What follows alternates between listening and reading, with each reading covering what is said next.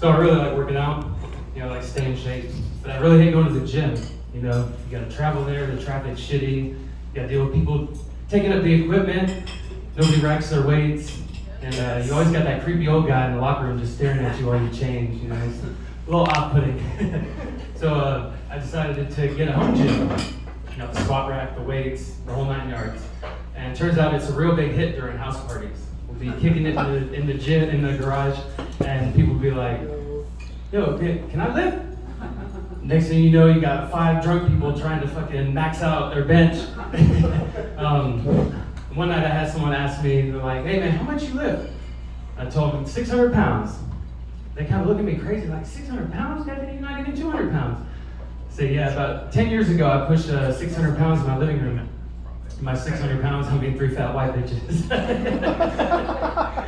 It wasn't my idea. So a good friend of mine, shall we remain nameless, thought it'd be a good idea to invite a friend of his that he was talking to, and she had a couple friends who wanted to hang out, and he asked me if I was up for setting a new PR.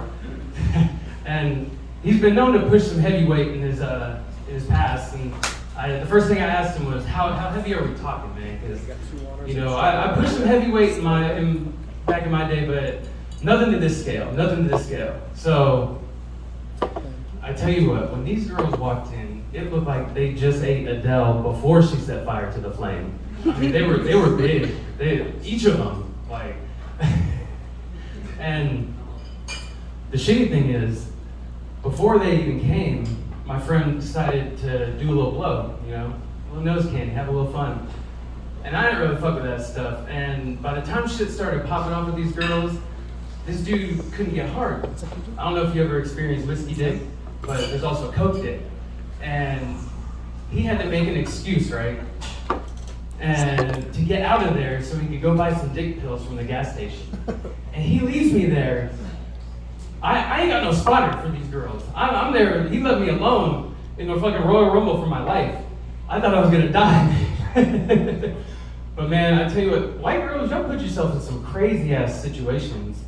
Like, there's a meme I really like. It's absolutely hilarious.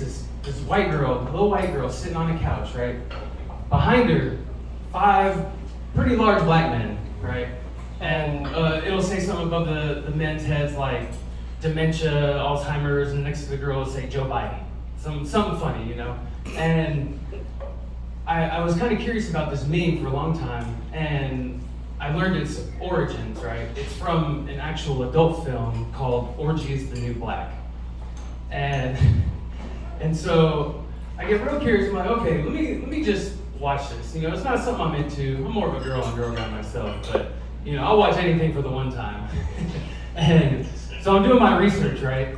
Watching this video, and these guys are taking their turns with this girl, man. And I'm like, I don't believe any other girl would put themselves in a situation like this. Like, you wouldn't see no black girl surround themselves with 5 black men, right? 5 white men, right? The only time I ever see a black girl surrounded by that many white men is if it's the police.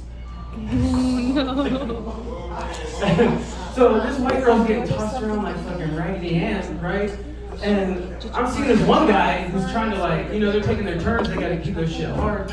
And this one guy standing over there the whole time. I don't think he even got a hand job from this girl. It was like they had one guy that couldn't even fill the role, and they had to find some big dick motherfucker, and he was a gay guy, and just stand there and jerk off, make it look like you're part of the role. But yeah, I say anything that you see one time, that's one thing worth watching. But that's my time.